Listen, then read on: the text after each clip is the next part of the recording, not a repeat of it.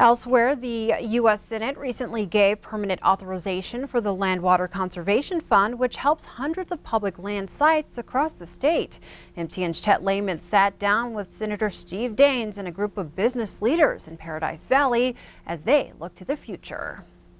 Standing with members of the Yellowstone Gateway business community, a group that helped keep mining out of an area not far from this gathering and on the border of Yellowstone, Montana Republican Senator Steve Daines noted the bipartisan effort to achieve permanent authorization for the Land Water Conservation Fund, LWCF, which helped establish this location and so many others around Montana. The Montana team came together to make this possible in the U.S. Senate, and now we're focused to get this across the finish line in the U.S. House.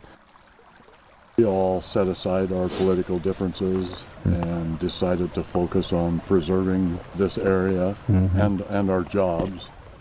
And we asked our delegation to do the same, and you delivered.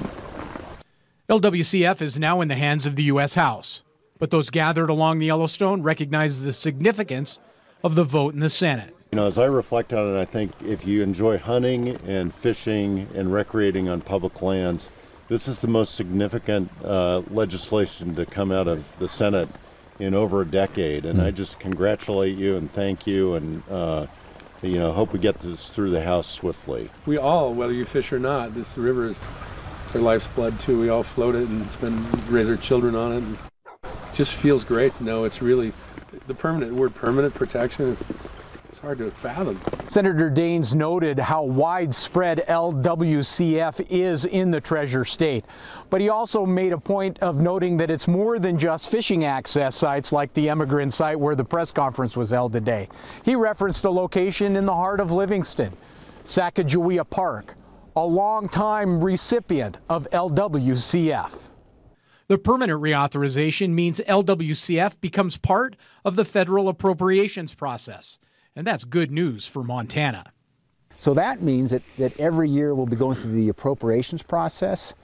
Now, the good news for Montana is that both of Montana's senators serve in the Appropriations Committee. That's pretty unique.